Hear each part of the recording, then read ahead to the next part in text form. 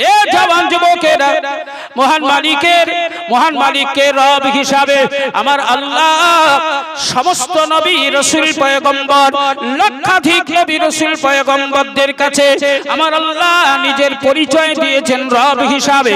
আমার আল্লাহ পাক আখিরি নবী, আল্লাহর আখিরি পয়গম্বর খাতামুন নবিয়্যিন ওয়াল মুরসালিনের কাছে আল্লাহ পরিচয় দিয়েছেন রব হিসাবে। আমার রাসূলুল্লাহর জ্বলন্ত আমার নবী পাকের জীবন্ত মুজিজা আল্লাহর পক্ষ থেকে আমার নবীকে প্রদান করা হয়েছে। আমার রাসূলুল্লাহর জীবন্ত মুজিজা, এই জীবন্ত মুজিজার নাম হলো পবিত্র কোরআনুল কারীম। পবিত্র কোরআন হলো আমার রাসূলুল্লাহর জীবন্ত মুজিজা। এ জওয়ান যুবকেরা, এর জন্য আমি আপনাদেরকে কেবলমাত্র দৃষ্টান্ত হিসাবে বোঝাতে চাই, আমার আল্লাহ পাকের পক্ষ থেকে পাঠানো প্রতিদিন নবী রাসূল পয়গম্বরকে মাস্ট হিসাবে আমার আল্লাহ পাক তিনটি করে জিনিস প্রদান করেছিলেন, যা কোন নবীকে এই তিনটির মধ্যে একটিও কম দেওয়া হয় নাই। সমস্ত নবী রাসূলকে আল্লাহর পক্ষ থেকে তিনটি করে জিনিস প্রদান করা হয়েছিল। এক নাম্বার হলো আমার আল্লাহ পাকের পক্ষ থেকে যত নবী রাসূল পাঠানো হয়েছে, লক্ষাধিক নবী রাসূল পয়গম্বরকে আমার আল্লাহ এক নাম্বার হিসাবে উত্তম চরিত্রের অধিকারী বানিয়েছিলেন।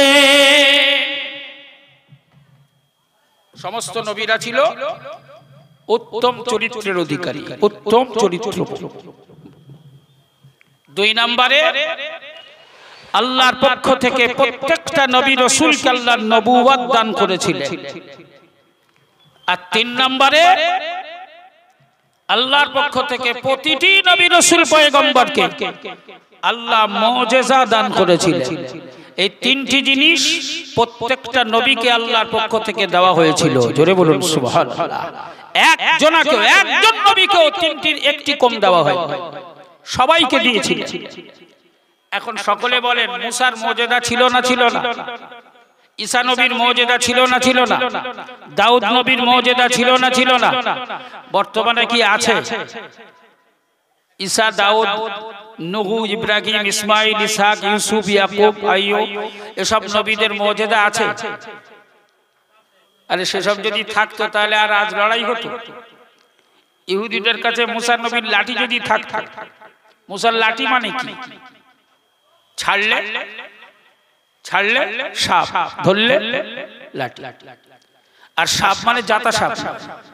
বিরোধী পক্ষকে নাস্তানাবুদ করে দেওয়া, মাকুল বানিয়ে দেওয়ার উপযুক্ত ওই এক সাপই ছিল যথেষ্ট। অতএব হামাস বাহিনীর সাথে লেবানন গোষ্ঠীর সাথে আর এই হুতি বাহিনীর সাথে যুদ্ধ করার ওদের দরকার হতো না যদি মুসা নবীর লাঠি ওদের কাছে থাকতো। তাহলে সব নবীরা এসেছিলেন, মুজিজাও তাদের ছিল। নবীরাও বিদায় নিয়েছেন, সাথে সাথে মুজিজা বিদায় নিয়েছেন। আমার নবী আমাদের কাছ থেকে পর্দা নিয়েছেন, কিন্তু নবীর মুজিজা আছে না নাই? জোরে বলেন, আছে না নাই? তাই রাসূলুল্লাহর জীবন্ত মুজিজার নাম হলো পবিত্র কোরআন। এই পবিত্র কোরআন পড়ে, পবিত্র কোরআন শুনে, পবিত্র কোরআন দেখে, পবিত্র কোরআনের সংস্পর্শে এসে এই পৃথিবীতে প্রতিদিন হাজার হাজার হাজার হাজার বেঈমান বেদিন নদীর স্রোতের মতো ঈমানের কলেমা পড়ে মুসলমান হচ্ছে। জোরে বলুন সুবহানাল্লাহ। জোরে বলা যাবে না? এ হলো আমার রাসূলুল্লাহর জীবন্ত মুজিজা। হে জওয়ান যুবকেরা, সেই পবিত্র কোরআনে মহান মালিক বললেন, দুটো কাজ দিলাম, দুটো দায়িত্ব দিলাম। একটা হলো আমার উপরে ঈমান আনা। অলরেডি আমরা সেই কাজটা সমাধা করেছি, আল্লাহর উপরে ঈমান আমরা নিয়ে এসেছি। বাকি আছে দুই নাম্বার কাজটা। দু নাম্বার কাজটা কি বলেছি মনে আছে? দুই নাম্বার কাজ কি গো? ওয়াত্তাকু, আল্লাহর ভয় অন্তরে পোষণ করা, আল্লাহর ভয় অন্তরে পোষণ করা, এটা হলো 2 নম্বর কাজ। এখন সবাই মিলে বলেন, আমরা মুজাদ্দিদুজ্জামান দাদা হুজুর কেবলার অনুসারী, আল্লামা হুজুরের অনুসারী, আমরা সবাই বুকে হাত দিয়ে বলি, ঈমান যেমন এনেছি আল্লাহকেও তো আমরা ভয় করি, করি না করি না? কথা বলে, আল্লাহকে ভয় করি না করি না? কই একটু হাত তোলো, দেখাও দিন দেখি কারা কারা আল্লাহকে ভয় করো। মাশাআল্লাহ মাশাআল্লাহ, তাহলে তো আর আমার ওয়াজ করার দরকার নেই। আর ওয়াজের প্রয়োজন আছে? আর ওয়াজের প্রয়োজন নেই। কেন? আল্লাহ বলেছে আমার উপরে যারা ঈমান আনবে আর আমাকে যারা ভয় করবে ওদের জান্নাতি হওয়ার ব্যাপারে কোনো বাধা থাকবে না। ওরা নিঃসন্দেহে আমি আল্লাহ তৈরি করা জান্নাতের অধিবাসী হবে। জোরে বলুন সুবহানাল্লাহ। তাহলে আমরা 2টো কাজ সব করে ফেলেছি, মানে আর ওয়াজের দরকার নেই, কারণ জান্নাত তো আমাদের রেজিস্ট্রি হয়ে গেছে, জান্নাত পেয়ে গেছি। আচ্ছা বলো তো বাবা, যে সমস্ত ফেরেশতারা আমরা আল্লাহকে ভয় করি বলে হাত তুললাম, কার কার পকেটে বিড়ি আছে একটু হাত তোলো দিন দেখি। কথা বলে, এই কে কে মিথ্যা কথা বলো, জীবনে একবারও মিথ্যা কথা বলোনি, একটু হাত তোলো দিন দেখি। পরের জিনিসে জীবনেও হাত দাওনি, কোন মানুষের উপরে অত্যাচার করোনি, চুরি করোনি, ডাকাতি করোনি, জেনা ব্যভিচার করোনি, সুদ খাওনি, ঘুষ খাওনি, বেনামাজি নয়, নামাজ 5 ওয়াক্ত পড়ো। এই সব কাজ আমাদের আছে। যারা আল্লাহকে ভয় করে ওরা সুদ খেতে পারে? কথা বলে। যার অন্তরে আল্লাহর ভয় আছে ও ঘুষ খেতে পারে? যার অন্তরে আল্লাহর ভয় আছে ও পরের জমি ফাঁকি দিতে পারে? যার অন্তরে আল্লাহর ভয় আছে ও দিনে দুপুরে মিথ্যা কথা বলতে পারে? যার অন্তরে আল্লাহর ভয় আছে আজানের আওয়াজ কানে পৌঁছালে ও বাড়ি বসে থাকতে পারে? তাহলে মুখে তো বললাম সবাই আল্লাহকে ভয় করি, কিন্তু বাস্তবটা তো আলাদা। বাস্তব কি? বাস্তব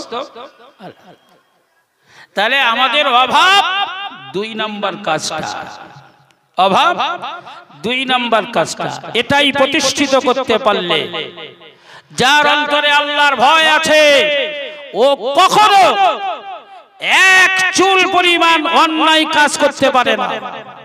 কারণ পৃথিবীর সব চোখ ফাঁকি দেওয়া যায়, আমার আল্লাহর চোখ ফাঁকি দেওয়া যায় না। যায়? আল্লাহর নজর এড়াতে পারা যাবে? আমি এক চুল পরিমাণ অপরাধ করলে পৃথিবীর কেউ দেখতে না পেলেও আমার আল্লাহ দেখতে পাবে না, পাবে না? যার অন্তরে আল্লাহর ভয় আছে ও কখনো পাপের কাজ করতে পারে না, ও কখনো গুনার কাজ করতে পারে না। আর যার দ্বারা গুনার কাজ হয় না ও জান্নাতি না জাহান্নামী? যার দ্বারা গুনার কাজ হয় না ও জান্নাতি না জাহান্নামী? তাহলে আল্লাহ বলেছেন এই 2টো কাজ যারা করবে ওদের জন্য জান্নাত রেজিস্ট্রি। জোরে বলুন সুবহানাল্লাহ। জোরে বলা যাবে না? আর একটু জোরে হয় না? হে জওয়ান যুবকেরা, মহান মালিক বললেন এই 2টো কাজ যারা করবে জান্নাত তো তাদের রেজিস্ট্রি। আর এই 2টো কাজ করার পরিবর্তে আমি মালিক আমিও তাদের জন্য 2টো কাজ করে দেব। আমার পক্ষ থেকে তাদের জন্য 2টো কাজ করে দেওয়া হবে। মহান মালিক কি কি 2টো কাজ করবেন? হে জওয়ান যুবকেরা, আজ আমরা আমাদের ছেলে মেয়ে, আমাদের নাতি পোতা, বিবি বাচ্চাদের ভরণ পোষণের জন্যই তো আজ দুনিয়ার জমিনে উপার্জনের রাস্তা বেছে নিয়েছি। কেউ সাদা পথে তো কেউ কালো পথে, কেউ অন্যায় পথে তো কেউ সৎ পথে। আমাদের মূল লক্ষ্য হলো তাদের ভরণ পোষণ করা, আমাদের ভবিষ্যৎ প্রজন্মদের চিন্তা ভাবনা করা। 5 বিঘে আছে কিভাবে 10 বিঘে বানানো হবে, 10 বিঘে আছে কিভাবে 20 বিঘে হবে, 1 তলা আছে কিভাবে 2 তলা হবে, ব্যবসা ছোট আছে কিভাবে বড় হবে, আমি গরিব আছি কিভাবে ধনী হব। এই তো আমাদের চিন্তা আর ভাবনা। মহান মালিক বললেন শোনো, দুনিয়ার জমিনে যারা এই 2টো কাজ করবে আমি মালিক কথা দিলাম, লাফাতাহনা আলাইহিম বারাকাত। আমি মালিকের পক্ষ থেকে দুটিকে ওদের জন্য উন্মোচন করে দেওয়া হবে, ওদের জন্য খুলে দেওয়া হবে, ওদের জন্য আমি মালিক উন্মোচন করে দেব, খুলে দেব আমি আল্লাহ। ওদের উপরে বরকতের দরওয়াজা খুলে দেব, ওদের ব্যবসায় বরকত হবে, ওদের চাষাবাদে বরকত হবে, ওদের ফসলে বরকত হবে, ওদের মান সম্মানে বরকত হবে, ওদের ইজ্জতে বরকত হবে, ওদের সোশ্যালে বরকত হবে। আমি আল্লাহ পাক কথা দিলাম, মিনাস সামাই ওয়াল আরদি, আসমান থেকে যত দরওয়াজা আছে, বরকতের যত দরওয়াজা আমি আসমানে রেখেছি, আসমানের দরওয়াজা সমূহ খুলে দেওয়া হবে। ওয়াল আরদি, জমিনের দরওয়াজা খুলে দেওয়া হবে। যারা আমার উপরে ঈমান আনবে আর আমাকে যারা ভয় করবে, ওদের জন্য আসমান এবং জমিন উভয় দিক থেকে আমি আল্লাহ রহমতের দরওয়াজা খুলে দেব। আমার রহমত ওদের জন্য, আমার নিয়ামত ওদের জন্য পরিপূর্ণ করা হবে। বলতে পারলাম না সুবহানাল্লাহ? আল্লাহর এই ঘোষণা যদি আমরা বাস্তবায়ন করি, তাহলে দুনিয়াতে না আমাদের অভাব থাকবে, না আখিরাতে জান্নাতের ব্যাপারে কোনো চিন্তা হবে। দুটোই আমাদের জন্য ক্লিয়ার। তো আমরা সবাই এই দুটো কাজ বাস্তবায়ন করার নিয়ত করব ইনশাআল্লাহ। আমরা সবাই পারবো ইনশাআল্লাহ। যে আল্লাহর উপরে ঈমান তো নিয়ে এসেছি, বাকি শুধু আল্লাহর ভয় করা, আল্লাহকে ভয় করা, আল্লাহর ভয় অন্তরে জায়গা করে দেওয়া। এই কাজটা করতে পারলেই আপনি সফলতার উচ্চ শিখরে পৌঁছে যাবেন। সফলতার সোপান পান করা থেকে কেউ আপনাকে আটকাতে সক্ষম হবে না। এই দুটো কাজ যারা করেছিলেন, যারা এই দুটো কাজ জীবনে বাস্তবায়ন করতে চেয়েছেন, করার চেষ্টা করেছেন, সামান্য হলেও করতে পেরেছেন, তাদেরকেই তো আল্লাহ আমাদের জন্য ইতিহাস বানিয়ে দিয়েছেন। জোরে বলুন সুবহানাল্লাহ। জোরে বলা যাবে না? হে জওয়ান যুবকেরা, ঠান্ডা মাথায় শুনুন, রাসূলুল্লাহর একটা ছোট্ট হাদিস বর্ণনা করি। সময় হয়তো আমার আর খুব বেশিক্ষণ সময় থাকার পারমিশন দেবে না, অল্প একটুখানি সময় হাতে আছে। এই হাদিসটি আলোচনা করি, আমি আলোচনার ইতি টানবো। এ জওয়ান যুবকেরা, রাসূলুল্লাহর ছোট্ট এই হাদিস, আমার নবী পাকের দেশে দুটি পাহাড় আছে। এই দুটি পাহাড় আমাদের কাছে খুব পরিচিত পাহাড়, কারণ এই দুটি পাহাড় অত্যন্ত পরিচিত গোটা পৃথিবীর মুসলমানের কাছে। এই দুটি পাহাড় ৭বার প্রদক্ষিণ করেছিলেন আম্মা জান মা হাজেরা। সবাই মিলে আওয়াজ দিয়ে বলো তো শোনা, ওই পাহাড় দুটির নাম কি কি? কি কি পাহাড়? হাজেরা, আম্মা জান হাজেরা যে পাহাড় দুটো দৌড়াদৌড়ি করেছিলেন, ওই পাহাড় দুটোর নাম কি? সবাই মিলে বলেন। আরে আল্লাহ জবান দিয়েছে বলার জন্য, একটু জবান খুলে বলেন। পাহাড় দুটোর নাম সাফা আর মারওয়া। সাফা আর মারওয়া। এই সাফা পাহাড় কেন্দ্র করে ওই এলাকায় যত বসতি হয়েছে, সমস্ত সাফা এলাকার বাসিন্দা হিসাবে পরিচিত। মারওয়া পাহাড় কেন্দ্র করে মারওয়া এলাকায় যত বসতি তৈরি হয়েছে, সব মারওয়া বসতি হিসাবে পরিচিত। তো এই সাফা মারওয়া এলাকার একজন আল্লাহর প্রিয় হাবিবের অত্যন্ত মহব্বত এবং ভালোবাসার একজন পাগল, যার নাম হলো হযরত আবুল খায়ের আখতার রহমতুল্লাহ আলাইহি। তিনি মারওয়া এলাকা থেকে বার হয়েছেন, রাসূলুল্লাহর রওজা মোবারকের উদ্দেশ্যে নবীর কাছে যাবেন। মক্কা এবং মদিনায় রাসূলুল্লাহর রওজায় আর আল্লাহর ঘর কাবায় যাবার সৌভাগ্য সবার হয় না। হয়? কথা বলেন, হয়? তবে তার ফজিলত পাওয়ার সৌভাগ্য আল্লাহ সবাইকে দান করেছেন। জোরে বলুন সুবহানাল্লাহ। জোরে বলা যাবে না?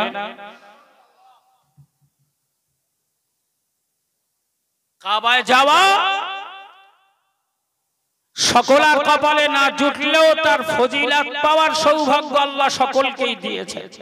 অতি সহজে তার ফজিলাত পাওয়া যায়।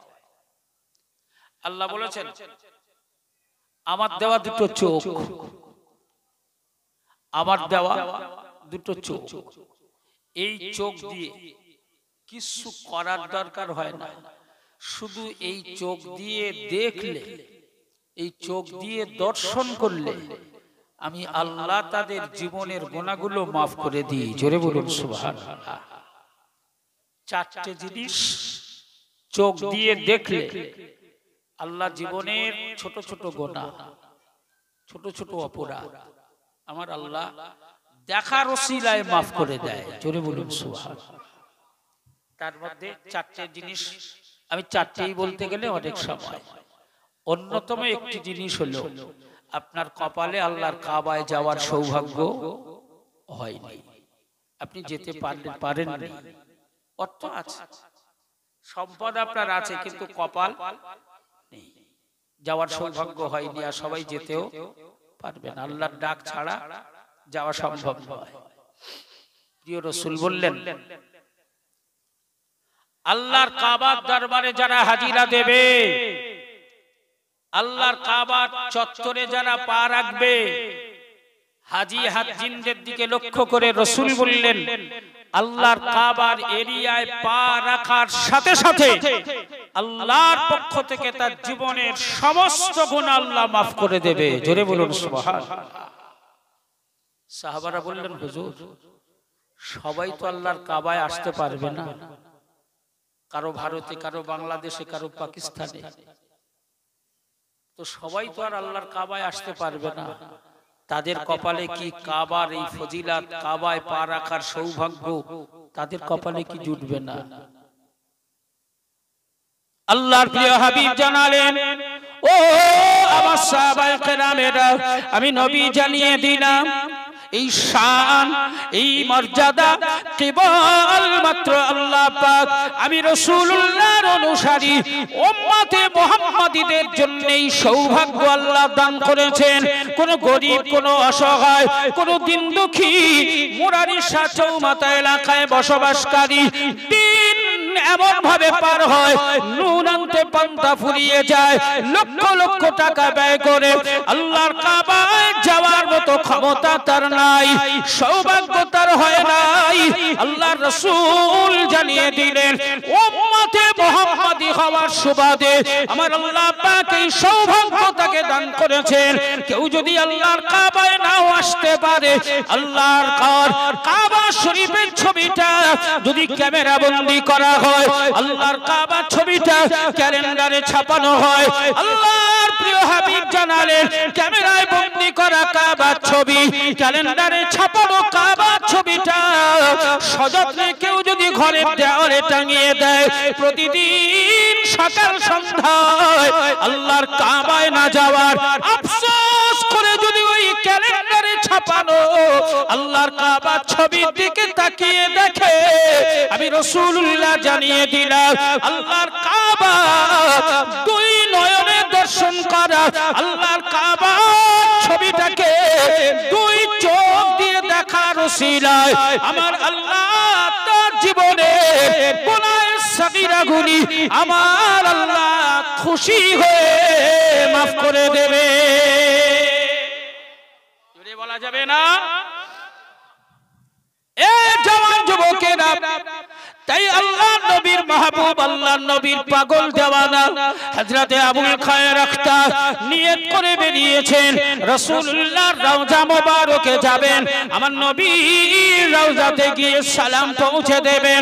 হযরতে আবুল খায়ের আখতার ঘর থেকে যখন বার হয়েছেন, কাছে একটিও পয়সা নাই, খোদার জ্বালা নিবারণ করার মতো পয়সা। একদিন, দুদিন, 3 দিন, একটা 3 দিন 3 রাত চলেছেন, কারণ মক্কা থেকে মদিনা 400-450 কিলোমিটার রাস্তা। 3 দিন 3 রাত পরে আমার রাসূলুল্লাহর রওজা মোবারকে গিয়ে পৌঁছালেন। এই 3 দিন 3টি রাত কেবলমাত্র শুধু বেঁচে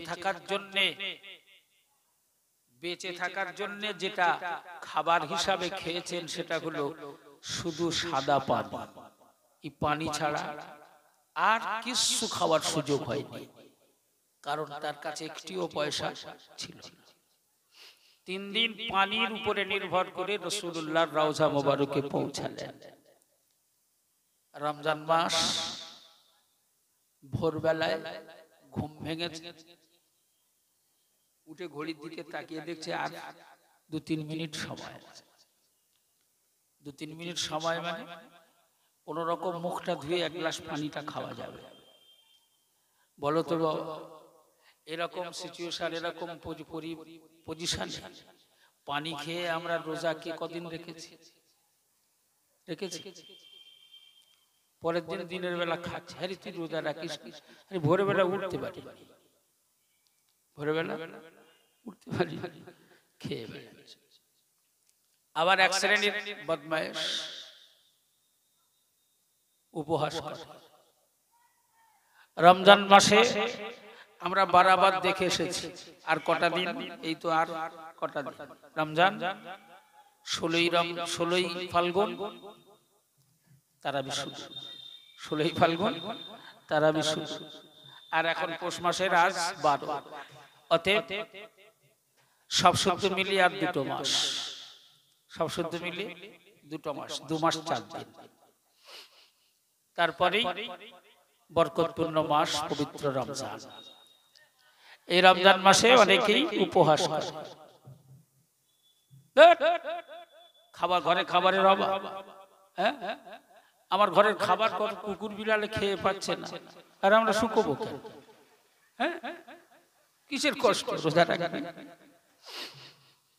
হে জওয়ান যুবকেরা, হযরত আবুল খায়ের আখতাব 3 দিন 3 রাত শুধু জীবন নির্ধারণ করার জন্য, জীবনটাকে বাঁচিয়ে রাখার জন্য সাদা পানি পান করেছেন। 3 দিন 3 রাত পরে আল্লাহর প্রিয় হাবিবের রওজা মোবারকে রাসূলুল্লাহর আশিক গিয়ে পৌঁছেছেন। আমার নবীর রওজা মোবারকে হযরত আবুল খায়ের আখতাব গিয়ে রাসূলুল্লাহকে লক্ষ্য করে সালাম দিলেন, নবীর রওজাকে লক্ষ্য করে সালাম দিলেন। আসসালাতু আসসালামু আলাইকা ইয়া রাসূলুল্লাহ, আসসালাতু আসসালামু আলাইকা ইয়া হাবিবাল্লাহ। আমি আবুল খায়ের আখতাব আজ 3 দিন 3টি রাত হয়ে গেল পানি ছাড়া কিছু পান করার সুযোগ পাই নাই। ওগো আল্লাহর প্রিয় হাবিব, ওগো আল্লাহর প্রিয় দোস্ত, ওগো আল্লাহর জিন্দা নবী, ওগো আল্লাহর প্রিয় বন্ধু, আমি আবুল খায়ের আখতাব শুধু পানি পান করে আছি। এমনি করে করে রাসূলুল্লাহর রওজা মোবারকে দাঁড়িয়ে আমার নবীর দরবারে সালাম দিয়ে বলেছিলেন, ইয়া রাসূলুল্লাহ, ইয়া হাবিবাল্লাহ, আল্লাহর পক্ষ থেকে আমার জীবনটাকে বাঁচানোর জন্য কি কোনো হালাল রিজিকের ব্যবস্থা হবে না? আমি কি কোনো কিছু খাবার পাবো না? আমার জীবনটা যে ওষ্ঠাগত, আর পাচ্ছি না, খোদার জ্বালায় আমি যে কাতর হয়ে পড়েছি, আর চলাফেরা করতে পারি না। রাসূলুল্লাহর রওজা মোবারকে আমার নবী পাকের রওজাতে সালাম দিয়ে আবুল খায়ের আখতাব দোয়া চাইতে লাগলেন।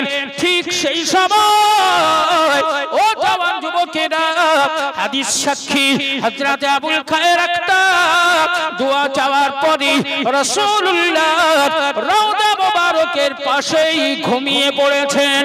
এমনি সময় ঘুমের মাধ্যমে স্বপ্ন দেখতে লেগেছেন রাসূলুল্লাহর জামাতা শেরে খোদা সাইয়্যিদিনা ইমাম হাসান, ইমাম হুসাইনের আব্বা জান শেরে খোদা আলী কাররামাল্লাহু ওয়াজহাহু এসে আবুল খায়ের আখতাবকে লক্ষ্য করে ডাক দিলেন, ও আবুল খায়ের আখতাব, উঠে পড়ো, উঠে পড়ো।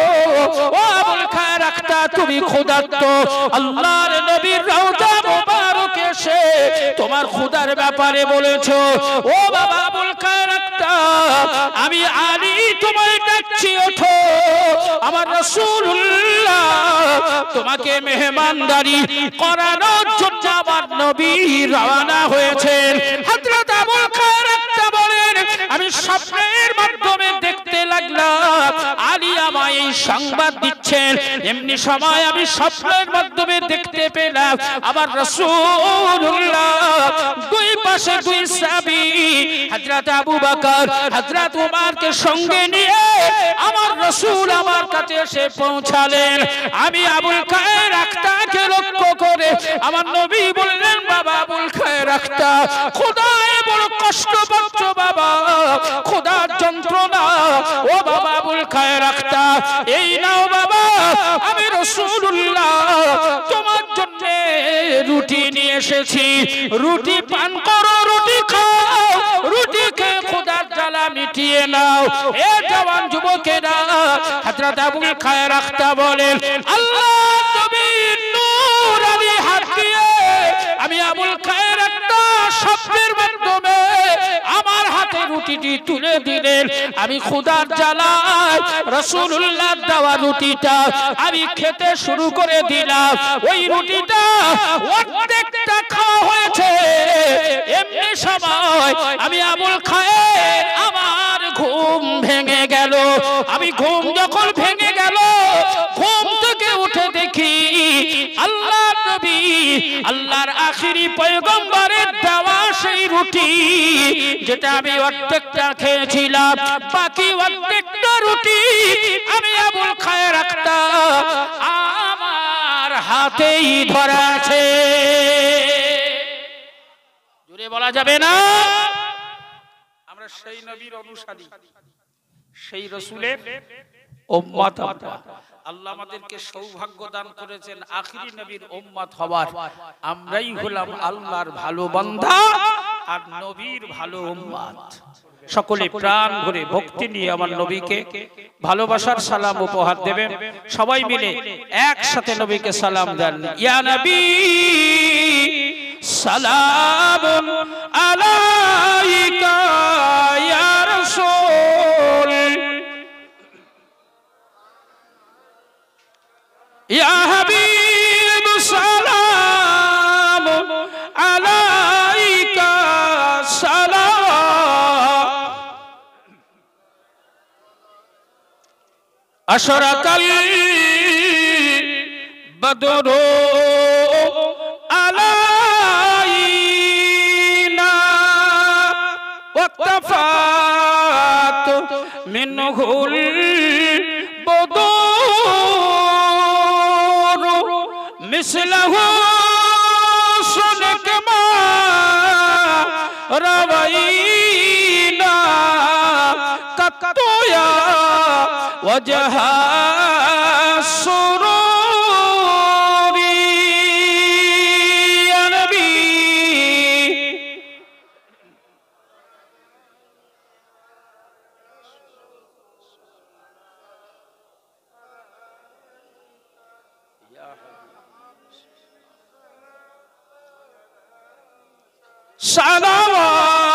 সালাওয়াতুল্লাহ উড়িল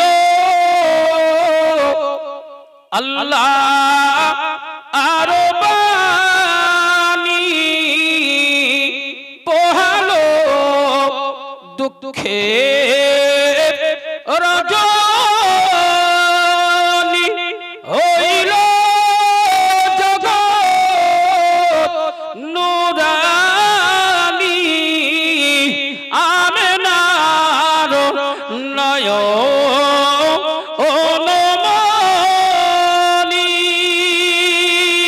ইয়া নবী সালামুন আলাইকা ইয়া রাসূল, ইয়া হাবিব সালামুন আলাইকা সালাওয়াতুল্লাহ